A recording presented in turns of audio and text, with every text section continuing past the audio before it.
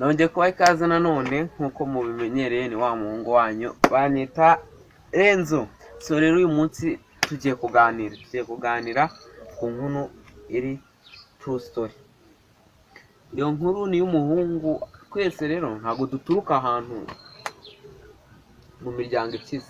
Iyi nkuru rero ivuga ku muhungu wize iwabo mu bibazo bikomeye, gusa nyine ageze ku ishuri muri ibyo bibazo iwabo bamwitagaho bakaba baburara, ariko we akajya kwiga akagaragara neza, akaba yasa neza mu bandi, nyamara ugasanga iwabo imyate n'iki ibintu byo mu cyaro nyine kenshi mukunze kubimenya, muranabizi kundusha.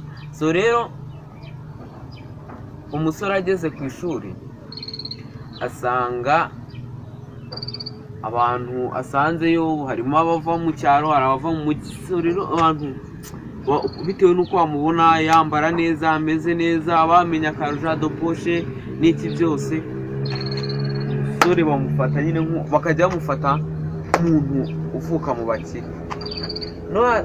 Kandi nawe nyine urumva niba bavuze ngo uvuka mu bakire, yariyumvaga yigaragazaga nawe bavuga kubifiringa.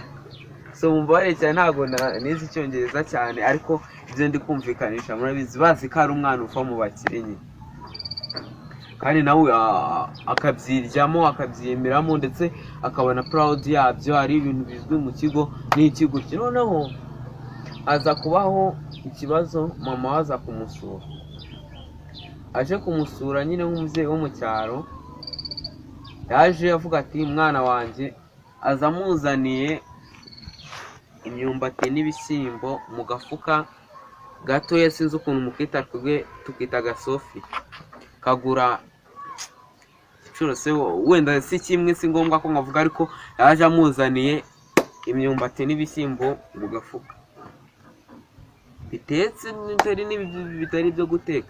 Agezeyo umuhungu aramureba, kandi nyine birumvikana ko umuntu waje gutyo w'umunyacyaro azanye ibishyimbo n'imyumbati ku ishuri, yari ameze nabi, yasaga nabi, yambaye nabi, afite imyate, imyenda itameshe, ameze nabi pe. Umwana w'umusore amubonye ese avuga aza kumusura, bana bakimureba n'iki bamubaza ati se uriya ni mama wawe waje kugusura n'iki muhungu? Ese ko abwira directeur ati uyu ntabwo muzi, ntabwo ari mama. Ntawe uwiha akantu umugore aragarama, mbwira nanjye ngarama.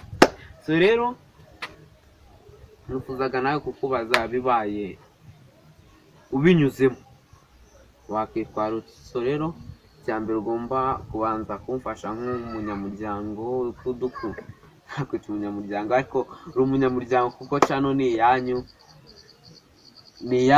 ni mwebwe igenewe. Kora subscribe ubundi ujibona n'ibindi biganiro, ndetse unyure n'inyuma urebe ibyo twabanje gukora. Ndabakunda cyane, ciao ciao.